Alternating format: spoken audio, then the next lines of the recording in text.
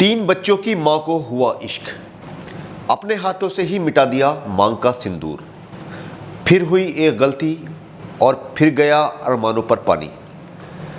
अस्सलाम वालेकुम, नमस्कार, आदाब, सत श्री अकाल। मैं हूं आपके साथ नबील अख्तर और आज मैं आपको सुनाने जा रहा हूं एक ऐसी औरत की कहानी जो तीन बच्चों की मां होने के बावजूद अपने ही बहनोई के इश्क में पागल हो गई और ख़ुद अपने ही हाथों से अपनी मांग का सिंदूर ख़त्म कर दिया।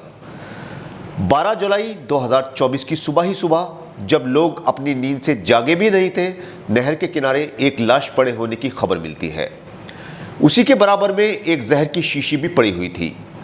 ये इलाका था उत्तर प्रदेश के झांसी में रक्सा इलाका, जहां पर जब लोग मॉर्निंग वॉक के लिए निकले तो लाश पड़ी देखकर चौंक उठे। खबर पुलिस को दी गई। पुलिस मौके पर पहुंची और लाश की तलाशी ली गई। लाश की जेब से एक पर्स निकलता है और उसमें से निकलता है उसका आधार कार्ड, जिस पर नाम लिखा था केशव जाटव, उम्र 45 साल। पुलिस लाश का पंचनामा करवाती है और भेजती है पोस्टमार्टम के लिए। लाश की शिनाख्त खुद ब खुद हो चुकी थी।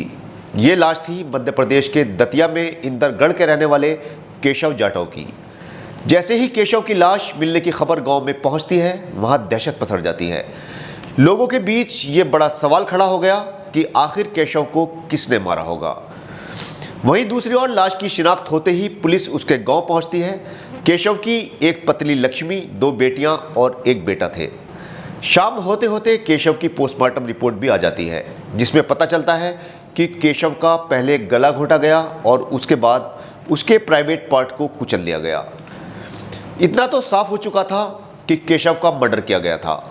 पुलिस ने छानबीन शुरू की तो एक कहानी खुलकर पुलिस के सामने आई। दरअसल जब किसी का मर्डर होता है तो पुलिस की शक की सुई सबसे पहले परिवार के ही सदस्यों पर जाती है।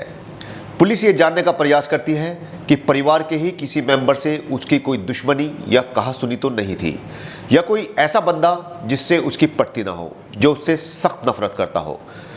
इस केस में भी पुलिस ने पहले परिवार पर ही शक किया और छानबीन की तो पता चला कि केशव के घर पर उसकी पत्नी के बहनोई कमलेश का काफ़ी आना जाना था।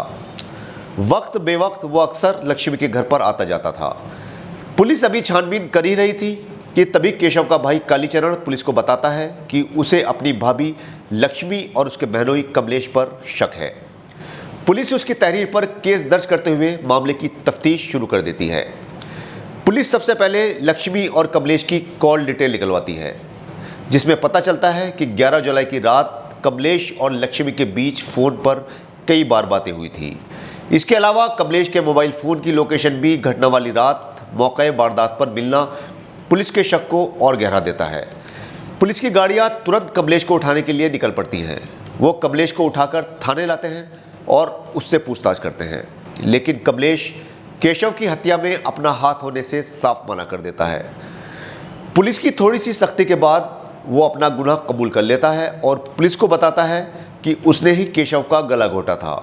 उसने पुलिस को बताया कि लक्ष्मी और उसके बीच नाजायज़ ताल्लुकात थे। वो दोनों छिप छिप कर मिलते थे। लक्ष्मी उससे इतना प्यार करती थी कि वो उससे शादी करना चाहती थी, लेकिन वो उससे शादी नहीं करना चाहता था।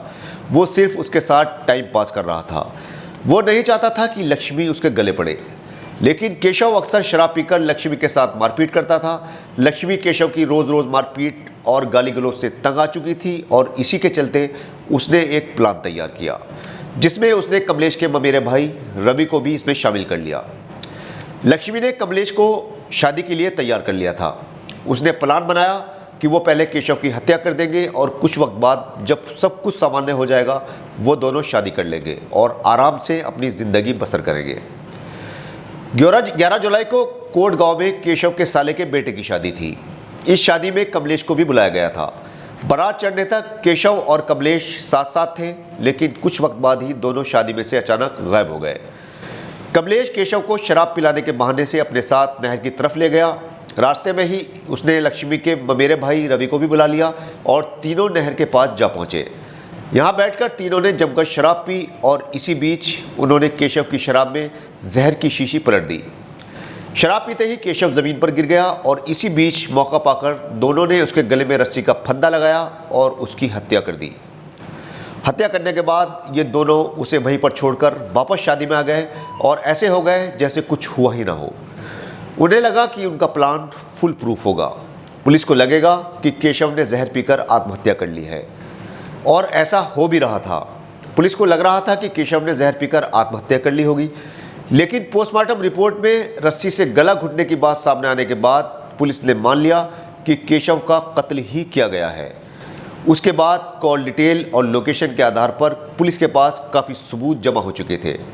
इसी के चलते पुलिस ने इस हत्याकांड का खुलासा कर दिया और लक्ष्मी, उसके बहनोई कमलेश और ममेरे भाई रवि को गिरफ्तार कर लिया गया।